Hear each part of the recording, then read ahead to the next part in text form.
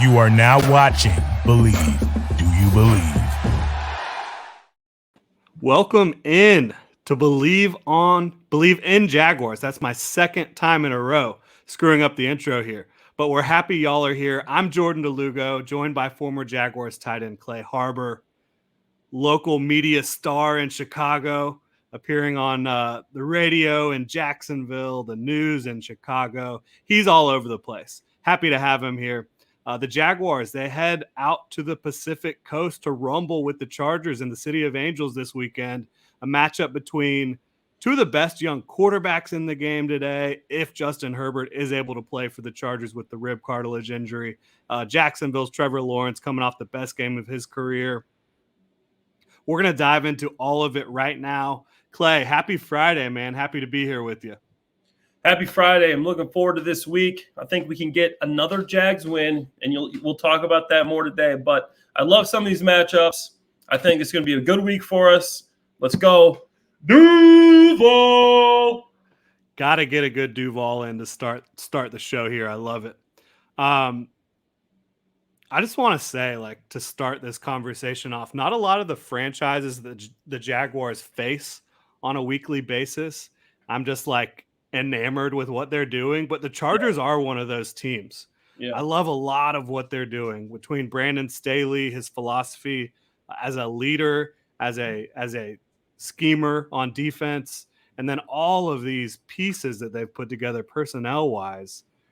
Justin Herbert, obviously one of the best young quarterbacks in football. Rashawn Slater, Zion Johnson, they got in the draft this year at guard. Those receivers, Keenan Allen and Mike Williams, Austin Ekeler out of the backfield. Bosa, Khalil Mack, Derwin frickin' James, J.C. Jackson, Asante Samuel, Bryce Young. It's just crazy how much talent and Jordan, all that they've put together. Here. You're getting me nervous here, man. Naming all these guys, it's a great team. But now, I'm thinking man, maybe I have to go back to the drawing board. As high as I am on the Jaguars, man, they've done such a great job. It's truly impressive, and they're a contender. They're a Super Bowl contender, legitimately. It's going to be a great test this week, and I'm excited for it because, you know what? I think we're the best team in the AFC South. I think we're a contender too, Jordan. I think we're a contender. Well, and more importantly than what we think, inside that building they're bought in and they believe they're a contender. And that's the critical thing, right? Buying into the coaching, believing in what the coaching is doing for you and believing in your own talent and focusing inward instead of outward. They're focusing on what they need to do to be the best they can be versus who they're playing on a given week. Of course, they're game planning, they're scheming, all that stuff, but they're focusing on what they need to do versus, oh my God, we're going against Joey Bosa and Khalil Mack. What are we going to do? It's not that type of approach at all. So we'll see how it plays out. But I think the chess match here between Doug Peterson, the offensive mastermind, Brandon Staley, the defensive schemer, who a lot of people have been copying what he's been doing over the last few years. And of course, it stems back to Vic Fangio as well with that cover two shell stuff. But I think that matchup between Peterson and Staley, when the Jaguars offense is on the field, the Chargers defense is on the field, I think it's going to be must-see TV. I'm really excited to break it down. Absolutely, it's must-see TV. And here's the part that worries me is this team has gotten 3 extra days to prepare for the Jaguars. It's something people aren't talking about. That matters. You play that Thursday. I used to love Thursday night football game. You know why? Not because I'm playing in the short week, because the following week, all those bumps and bruises healed. You get more time to study the opponent, put you in a better position. They're coming off of this game, a big win. The Chargers are coming off of a tough loss. Got 10 days to prepare for the Jaguars. They're sitting at home watching the Jaguars play on Sunday, taking their notes on the NFL broadcast. They come back the next day, they watch the film. It's a big advantage. So if the Jaguars can pull one out this week, you will know that they are for real. Because this is a playoff team. This is a team that some people picked to have it going to the Super Bowl. Some people have Justin Herbert as the top 3 quarterback in the NFL. We'll get to our thoughts on that later. But they have the extra time to prepare, and that's big. As a player, you're rested. You get more time to look at the opponent, and you're just ready to go. You're chomping at the bit to get back out there on the field. Remember, man, I miss football. sometimes the week comes fast, and in Thursday game, you're like, man, let me get back out there. We've been practicing too long. I want to play some football right now. So that's a big deal too. If the Jaguars can pull this thing out, keep it close, win in the end, to me that shows it. Hey, we're competitors. We're contenders. Yeah, for me, as long as they don't lay an egg in this game, I think you can feel pretty good about it, because a lot of the things you just said, the Chargers, they have the advantage in terms of preparation time.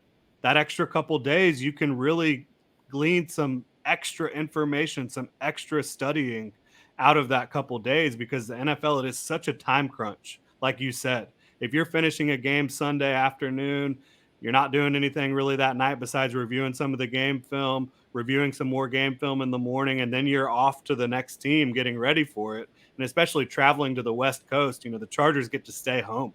They've been home since Thursday night, Friday morning, and they've just been getting ready for this football game.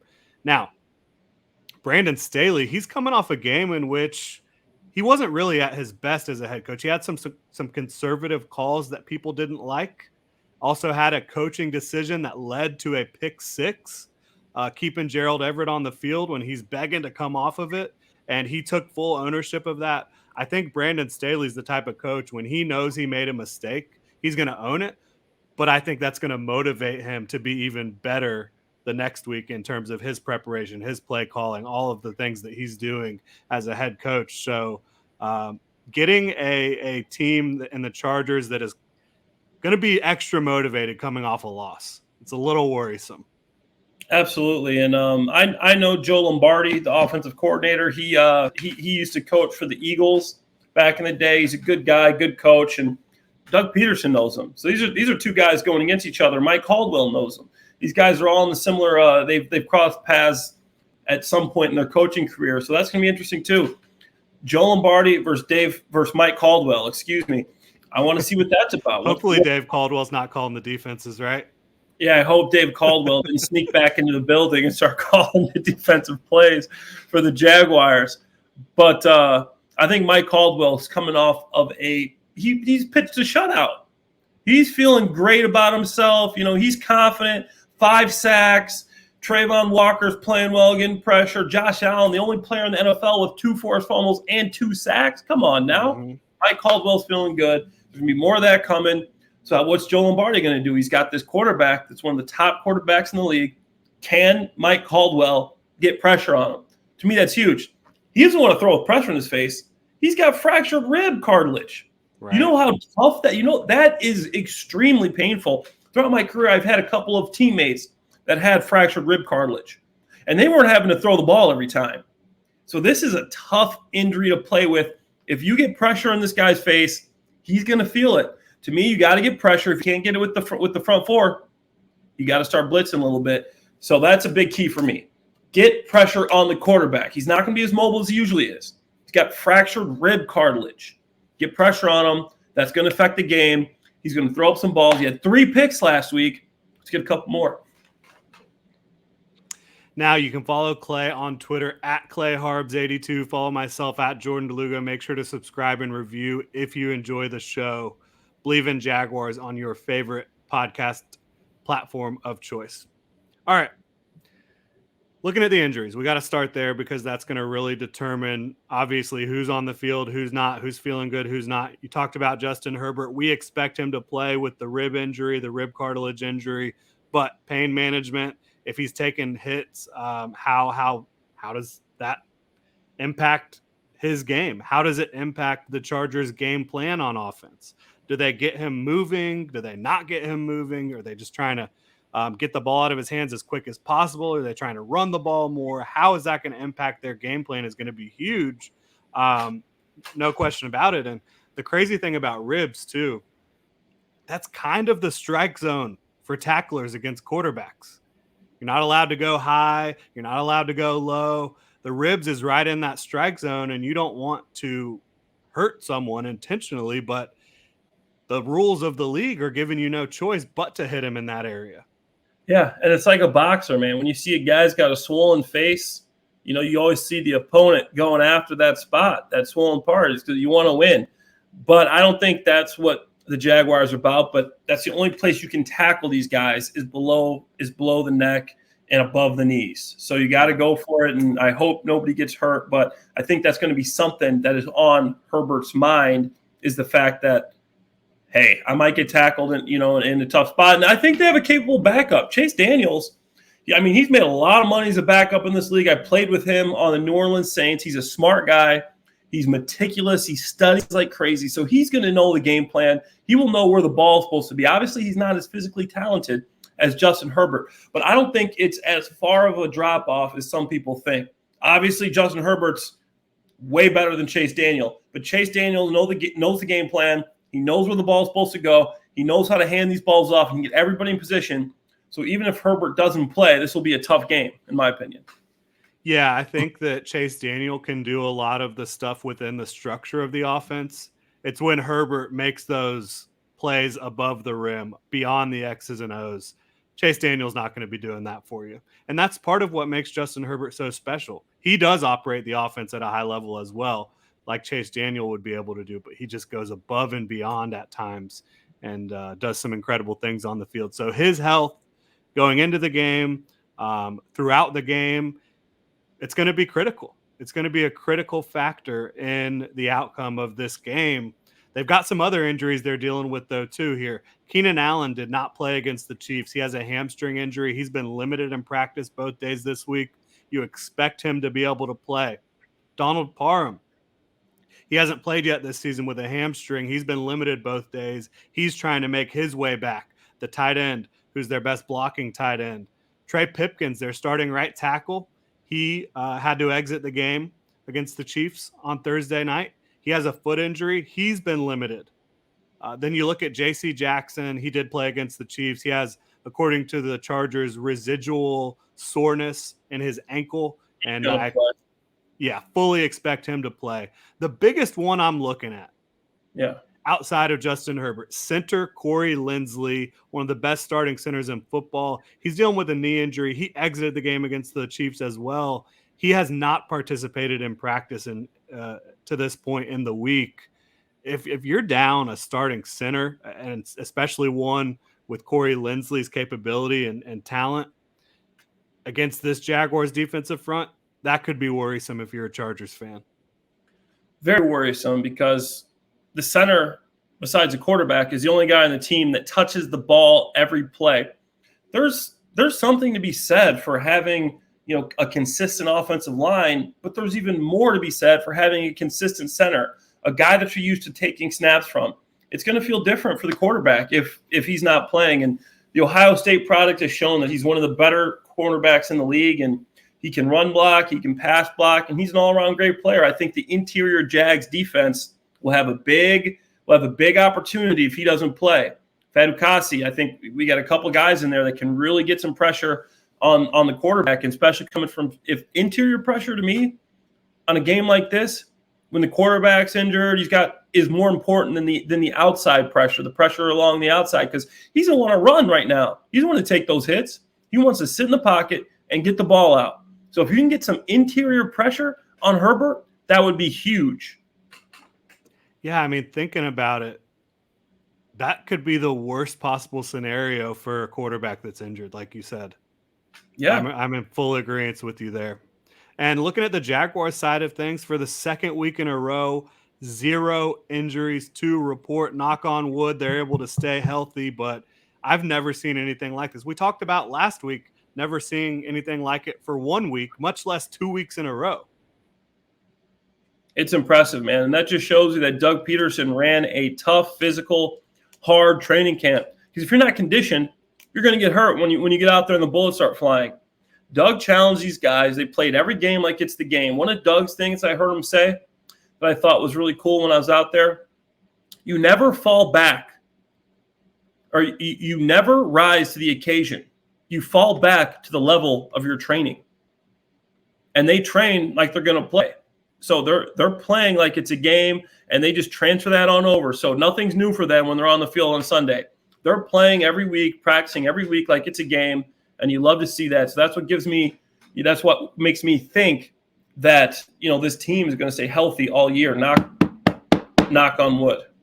Yeah, and you're never going to be fully healthy all season long, but if you can Yeah. avoid a season where the Jaguars over the last several years, it just seems like they have really been hit hard by injuries at times. And if you're able to avoid that for the most part, that's huge. We'll see if they can continue on this way. But I agree with you on the point of, you know, you win the game Monday through Friday.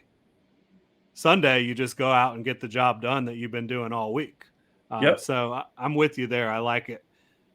Now, looking at the Chargers, defensively, I think we talked about this matchup. Both matchups between play callers are fascinating. Like we said, Brandon Staley versus Doug Peterson, Mike Caldwell versus Joe Lombardi. But looking at the Chargers defense versus the Jaguars offense to start, the Chargers defense, they want to force you to throw the ball. They want to pin their ears back. They want to get you in 3rd and long. In order to do that, they either have to play with a lead or stop the run. They really struggled to stop the run in 2021. They've improved a little bit so far this year. They had the one long Clyde Edwards-Helaire run last week kind of has skewed their stats. But outside of that, I think they're averaging like 3.4 yards per carry allowed on defense. So they're doing a better job against the run, doing a better job forcing some of these teams to throw the football. And when you look at both of the games they've played so far, they got out to an early lead against the Raiders. They got out to an early lead against the Chiefs. They weren't able to close out the Chiefs, but they've started the games the way they've wanted to for the most part. The Jaguars need to do a good job of keeping themselves in manageable down and distance and a good game script early in this one. Yeah, I think that's important. I think both teams need to establish the run. Once for the Chargers, because they usually lean on Justin Herbert. I'm not sure they're going to be able to do that. They got to establish the run and take some of the pressure off of him to make all these plays, because he's not going to be able to do the same types of things that he's used to doing. He's just not. He's got fractured rib cartilage. And then on Trevor Lawrence, he's going against a tough defense.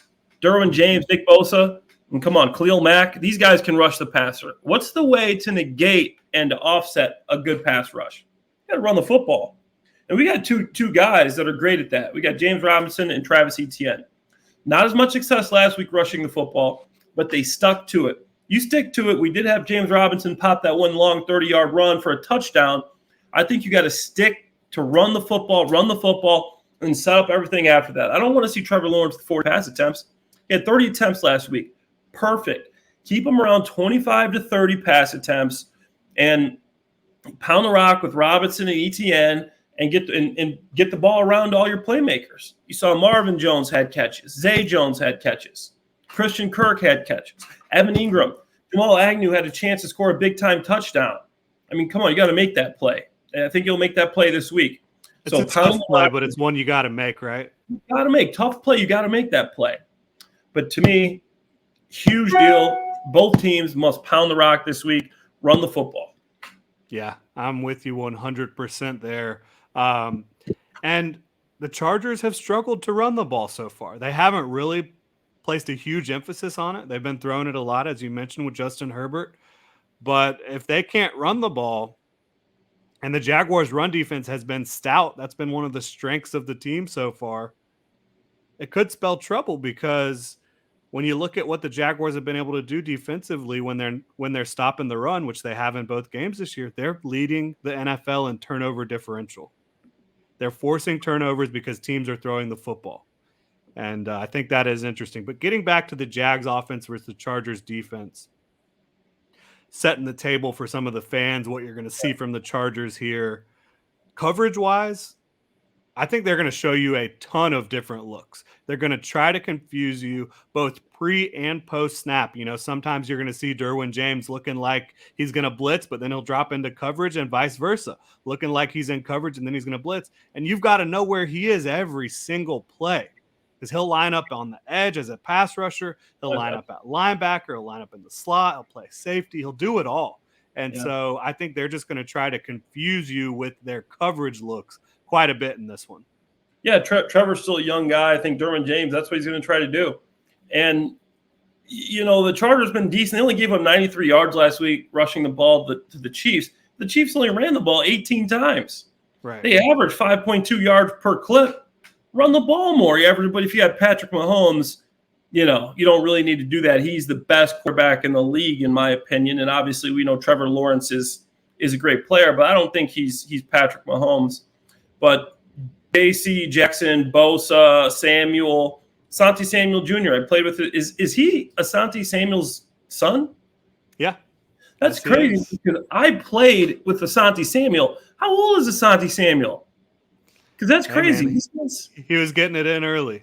Apparently, you have a kid who's 24 years old playing in the NFL. I'm like, Asante, I don't even have a kid yet. We're playing together. So I don't know how old Asante Samuel Sr. is. That's a great question. Yeah, I think it was an early kid right there. But I mean, they have a great defense. They do a great job of mixing it up. I think, like you said, James has a little bit of Troy Polamalu in him. The way he mixes stuff up, confuses the quarterback. So, can Trevor handle that? Can Trevor see through all the different looks they're given? Can he see where he's lining up and what he's actually going to do? Can he read his keys? That's going to be important to see. Yeah, and I think from a coverage standpoint, the Chargers incredibly talented, as we mentioned. Derwin James will play all over the football field. J.C. Jackson is one of the best cover corners in football. Asante Samuel Jr. is a very good young football player. Bryce Callahan is one of the best slot defenders in the league. They've got talent back there. But when I look at them, I do kind of think they're going to have a similar approach to what the Commanders had in week 1 from a coverage standpoint. Because the Commanders, they were mixing things up a lot back there too. The beautiful thing about this offense and Doug Peterson and Trevor Lawrence is I think that they're going to have a good plan for each team that they face. It's about execution. And yeah, I'm not worried about that. I'm not worried about Doug now. He's going to have a contingency for everything. For me, the most important matchup this week, offensively at least, is Jawan Taylor and Cam Robinson. Are they going to be able to hold up against Khalil Mack and Nick Bosa? I mean, those are two. That's a primetime matchup right there. We invested a lot into Cam. Jawan has he's got a big effort in front of him. Got a big competition here. If those two guys, and I Bleav in those two guys, there's been some ups and downs there, but I think they can hang. I think they can hold up against these two defensive ends. And if they can, if you give Trevor Lawrence time, this defense is good. I know Patrick Mahomes didn't shred them, but if you give this defense time, I think Trevor can move the ball against him. He's got the weapons. He can spread it around. There's not one guy you can key in against the Jaguars. That's why I love this offense so much. You got all these receivers, these running backs, all these guys. If you can protect Trevor, he's going to get the ball to him. So I'm excited. I can't wait to see what happens here. It's going to be fun. Yeah, I'm with you there. You mentioned Bosa and Mack, how that's such a big test for those offensive tackles, and it really is. They're two of the best edge rushers in the game, and for me, I think that's the best edge rushing duo in football right now. I can't think of another duo that I would rank above them. Come on, Jordan. What about Trayvon Walker and Josh Allen? They've been doing it for a long, long time. They got to prove it. Josh Allen and Trayvon got to prove it, and they have been. They have looked like one of the best so far, and I completely agree with you. But they got a long way to go before they're above Khalil Mack and Joey Bosa. And hey, this is an opportunity for them to come out and put a stamp on it. Say, hey, we belong in that conversation. We belong at the top of the league. And if they do that, props to them, absolutely.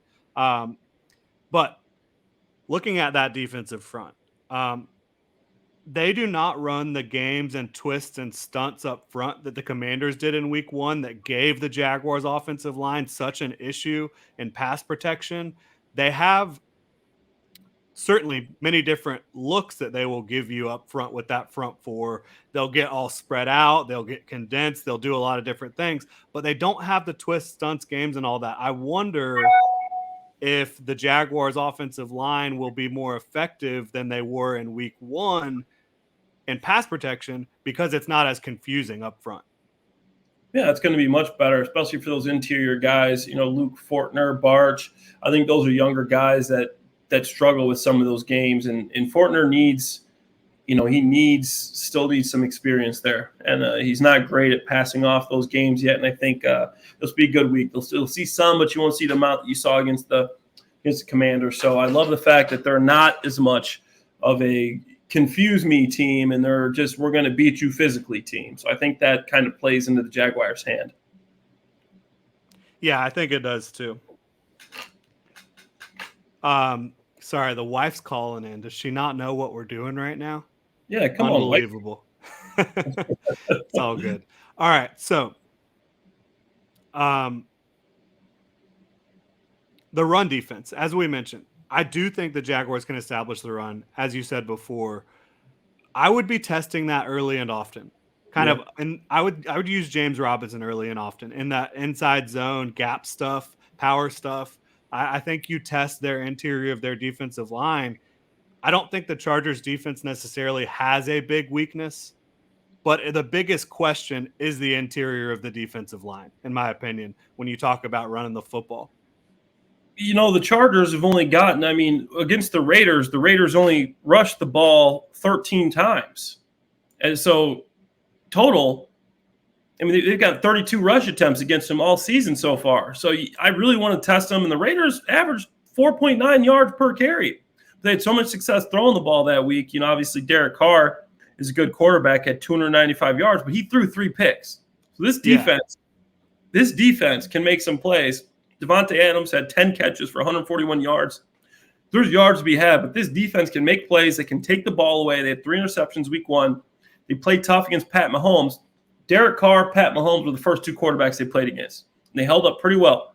So Trevor Lawrence, it's a big game for him to see if he's in that stratosphere. Can he be in that conversation with a guy like Derek Carr, Pat Mahomes? Obviously, I think Pat Mahomes is very far ahead of Derek Carr, but I think Trevor is heading to that type of elite status. I think this will be a great test for him to see what he can do against a defense like the Chargers. Yeah, I completely agree. It's a fascinating matchup. I don't think that traveling to the West Coast is going to be an issue for a Doug Peterson coach team. I think they're going to be focused and locked in and give us some must-see TV, as we mentioned before. Yeah. Flipping sides of the ball. Jaguars defense, Chargers offense. Again, you mentioned Mike Caldwell, Jaguars defensive coordinator, Joe Lombardi, Chargers offensive coordinator and play caller. Offensively, so far, the Chargers, and they did this a lot last year, and talking about where Joe Lombardi comes from, spent a lot of time in New Orleans as well. They're dinking and dunking you to death and trying to methodically move the ball down the field. You're getting screens to running backs, screens to tight ends. You're running a lot of stick, which is a lot of time you're just hitting the short guy, the flat guy. A lot of option routes that are just if you're against zone, you're going to sit right there about 5 yards downfield in the hole. If you're against man, you'll keep it moving a little bit. And then they'll take these shots at times, but it's mostly the short game stuff, matriculating the ball down the football field. I'm interested to see how that plays against the Jags. Yeah, Herbert, you look at him against the Las Vegas Raiders. 129 rating, 26 of 34, 280 yards, 3 touchdowns, and he spread the ball around greatly. Keenan Allen, 4 for 66. Carter, 4 for 64. Everett, 3 for 54. Austin Ekeler, 4 for 36. So he's got a lot of weapons. The Jaguars as a whole are going to have to stop all these players. So it comes down to, in my opinion, can you get pressure? And if you can get interior pressure, force him to move out the pocket, which he doesn't want to do right now. Usually that's one of his strengths, his athletic ability, his movement. Right now he's got fractured rib cartilage, guys. That is a tough injury to play with. And we're assuming he's going to play. And if you can get him moving out the pocket and uncomfortable, I think you can take away some of these weapons. Yeah, one thing that does concern me about their passing attack, you can say concern. Herbert gets through his reads incredibly quick. He is moving through them so fast. He can get the ball out really quickly, and I think that's going to be their game plan this week. So that means every single player that's in coverage for the Jaguars has to be on their assignment, has to be playing at a high level, or Herbert is going to find the open man, and he's going to find it quickly. Yeah, absolutely. I think big game for these defensive backs, and I think they're up for it. After last week, they have a lot of confidence coming into the game. Matt Ryan, he's not a slouch, and obviously Michael Pittman Jr. wasn't playing. Matt Ryan's been playing this game, and he's been successful for a long time. So he's not a slouch. The Jaguars showed what they could do against a good quality quarterback. Now you got to take another step. Herbert's one of the best in the league. So can you do it against him? If you can do it against him, if Mike Caldwell can put together a good game plan against him, they start to really turn some heads around the entire league. Yeah, for sure. Now, looking at the running game, they do have Austin Ekeler, who has shredded the Jaguars in the past. Different Jaguars football team, though. No question about it. They're really good against the run right now. The Chargers are struggling to run the football. Again, if the Chargers cannot run the ball and you force them to throw the ball down the field, that's when you can really start to take advantage with this pass rush like the Jaguars did last week. How do you see that matchup playing out between the Chargers rushing attack and the Jaguars run defense? Austin Ekeler, they've been handing it to him early and often, but he just hasn't been able to get anything going. He's 14th in the league in attempts with 28, but he's 35th in the league with 75 yards, and he's 48th, averaging 2.7 yards per carry. This Jaguars defense, obviously these linebackers, we put a lot of money in this linebacker core. We got a couple of young guys back there, but I think it's a good blend. So how's Devin Lloyd going to do? How are these interior defensive linemen going to do this week? So it's a big deal for them. Can you stop the run? Can you continue to make them one-dimensional? Because if this is a two-dimensional team, you have to stop the run and the pass. It's hard to do. Honestly, it's pretty much impossible to be able to do that against a team like the Chargers. So got to make them one-dimensional. You got to keep Ekeler averaging in the 2 yards per carry range so they can't run the ball every down. And then you're going to have a good chance to stop and injure Justin Herbert. Yeah. And speaking of all of this, stopping Justin Herbert, stopping Austin Ekeler, offensive line play is going to be critical for them. You're only as good as your weakest link at sometimes. If you're facing a defense that knows how to take advantage, if you don't have Corey Linsley at center, you're going to have a backup center. You're going to have Matt Filer at right guard, who has not been great so far this year. You're going to have a rookie in Zion Johnson, who I think is a tremendous young football player, but he's still a rookie going against a defensive front that's going to do a lot of things to try to confuse you, has a lot of different talented pieces up front. I think that matchup is going to be critical. I think the Jaguars defensive front has to beat the Chargers offensive line in order for this to be a competitive football game. If Linsley's out, Adam Gostis, Fadokasi, Devon Hamilton, these guys are going to have big games. And then the run game, obviously, Devin Lloyd, he's going to have to stop the run. He's going to have a big matchup against Ekeler. Leads rookies and tackles. Yeah, leads rookies and tackles. He can do it. He's been looking good. Foye Alukalun. I have so much trouble with his name, Jordan. Can you hit that one for me? Let's just go with Foye, but it is Aluakin. Foye Aluakin. I think he's been playing well. He's the quarterback of that defense. Mm-hmm. He's a smart, cerebral guy, and I think he's one of the biggest reasons the Jaguars defense has had some success, because he knows what to put these guys in and how to do it. He's a really smart guy. Then obviously, the safeties, Rashawn Jenkins got to come up and play big in the run game when they do run. But it's going to be a tough matchup with the receivers, especially if you got Keenan Allen on the field, Mike Williams on the field, and you make them one-dimensional, you can focus more on that pass game. So it's going to be big. Yeah, it is. And we've talked about it. I think the bottom line is, what does Justin Herbert look like? I think that's going to be so huge in determining the outcome of this game. But we're not going to really know until it's Sunday and the game has started. We're not going to know how he's going to look. Now, absolutely. Yeah, looking forward to it. Let's get into our keys to victory. Do you want to lead us off here? I think we've been saying it, but I think first we got to make him one-dimensional. You got to stop the run. Austin Ekeler, Devin Lloyd. I think he's got to show up. Foye has to show up, and they got to stop the run. And these big defensive linemen, stop the run, make them one-dimensional, and then get some pressure, some interior pressure on the pass plays. So you want to make Justin Herbert escape the pocket when he doesn't on a week he actually doesn't want to. Yeah. Now the Jaguars, they haven't won on the road since 2019. 18 straight road losses. No way. Yes way. I'm about to tweet Yes that. way. And the last time they did win on the road was the closing of the Oakland Coliseum. They sent them out on a sour note. The Raiders moving to Vegas there.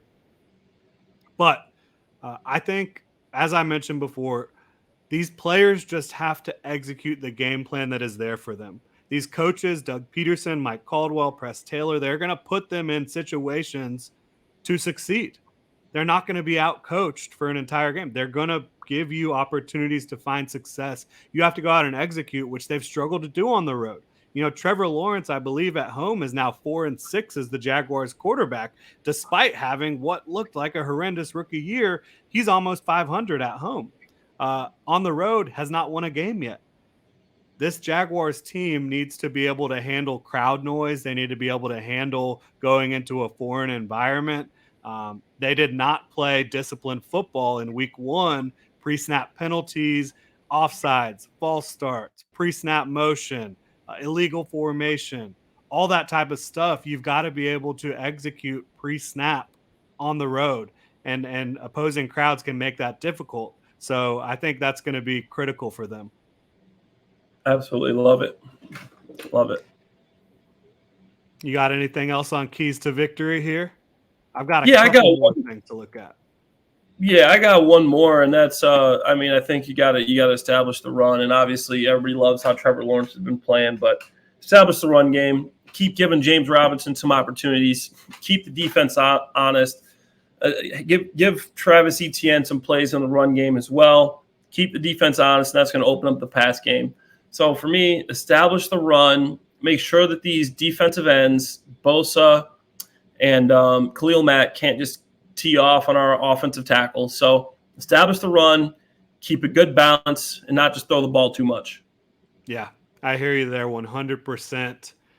I think looking at a very specific area of this game where the Jaguars offensive coaching staff, Doug Peterson, Press Taylor, Jim Bob Cooter, and Mike McCoy can take advantage of the Chargers defense. Kyle Van Noy does a lot of good things. He's very good moving forward.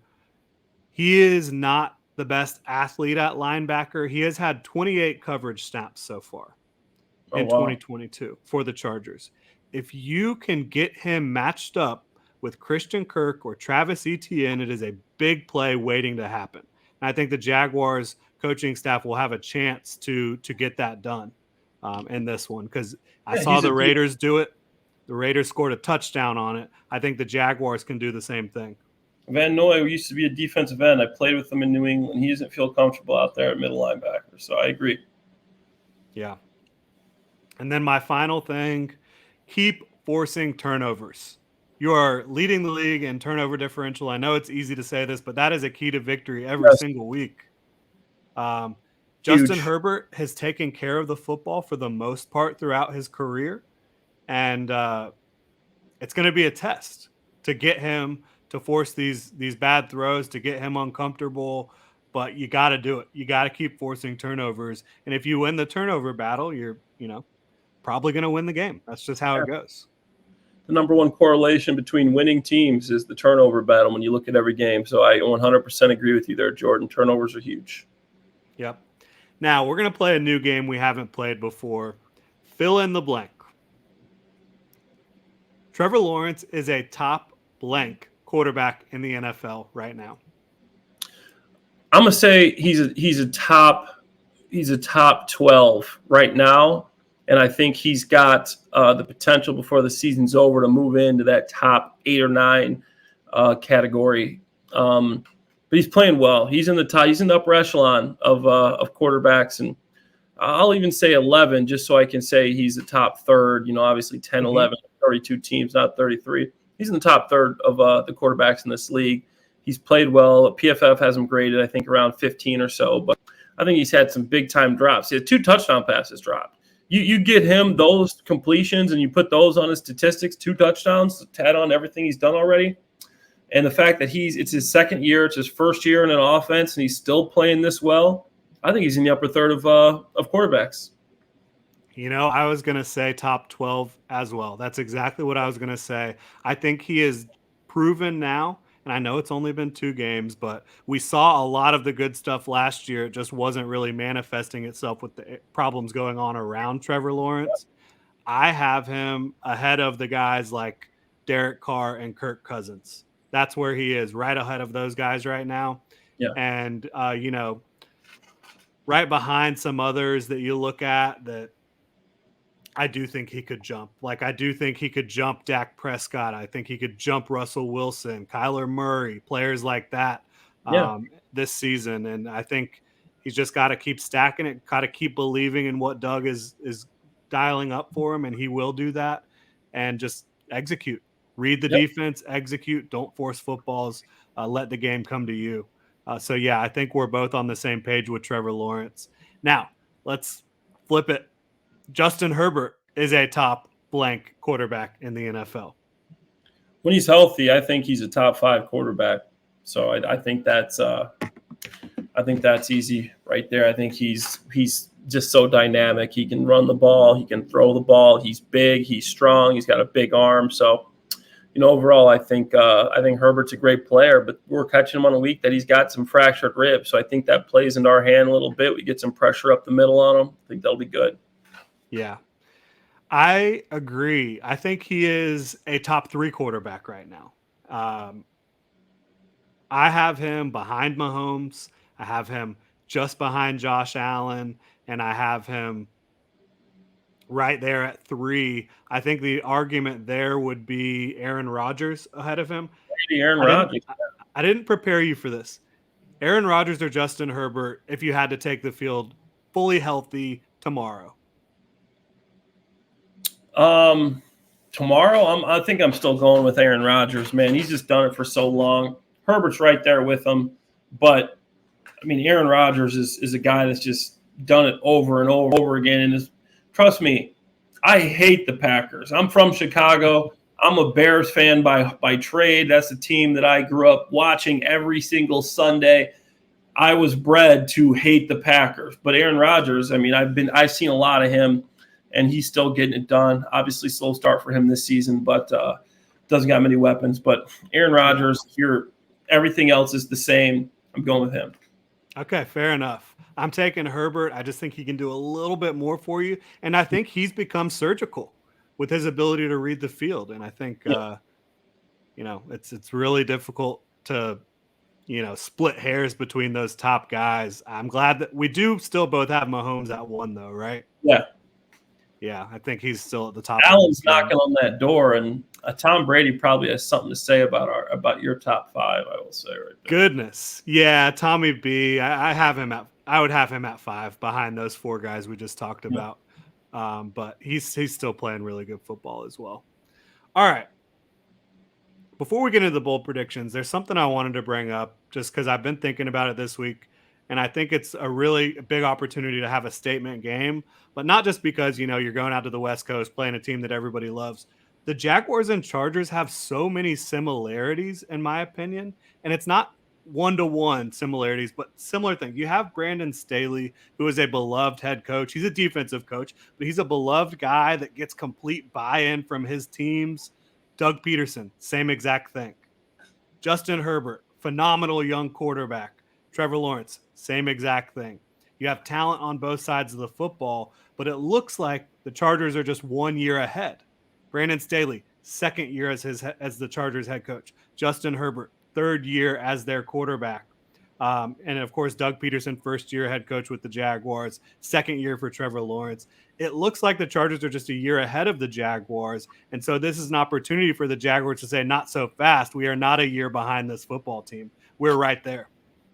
No, I like that. I think you're right on with that. And I think the Jaguars are pretty much on that same trajectory. But I'm even more excited for the Jaguars than the Chargers because, man, these weapons are really fun to watch. And they got a lot of young players, man. I am so excited for this team. And I think I'm going to be out next week in Philadelphia. And I don't know if I'm going to wear the Eagles jersey or the Jaguars jersey. Those are 2 teams I played for. So got to get one of those split jerseys, right? Have you seen those before? Split jersey, that would be perfect. But we'll see what happens. I don't know yet what I'm going to wear. Whatever team I wear the hat of the other one, just to make sure that I'm, I'm repping both of them. But I agree with what you're saying. It'll be a good shot. It'll be a good, it'll be a message to the NFL that, hey, we're not a year behind the Chargers. We're here now. We're here to win the AFC South this year. I don't care if we do have a new system, a new coach, a second-year quarterback. We're going to do it now. The future is now, Duval. Hell yeah. Jaguars fans will be fired up to hear that. All right, let's round it out here with bold predictions for this contest. Week 3, Jaguars at Chargers. What do you got for me? Bold prediction right here is the Jaguars only give up 1 sack, and Trevor Lawrence has another big day. He throws for over 250 yards, 2 touchdowns, and the Jaguars win. Jags win. The offensive line holds up against this great line. 1 sack, maybe 2, but not getting pressured all game. Doug's going to have a plan for that. Jags win, baby. Let's go. Beautiful. All right, so that's funny that you said about the Jaguars protecting Trevor Lawrence. I have my bold prediction here. Trayvon Walker getting 2 sacks, moving around the formation defensively, using these stunts and games up front. I think he's able to have his kind of coming out party, even though, let's face it, interception in week 1, sack in week 1, forced interception in week 2, 3 more pressures. He's already had his coming out, but I think he's going to be able to, the fans that are out there that don't really dive into the tape, they'll see 2 sacks and they'll be like, oh, Trayvon Walker is for real. I think that's what's going to happen. I also think you haven't had a really big special teams play yet. Yeah. For the Jaguars, whether it be negative or positive. I think in this game, both of these teams have really good special teams units. I think you will see a play outside of like a field goal that's made or missed, a play where it's like a block or a return or something that has a major impact and changes the game.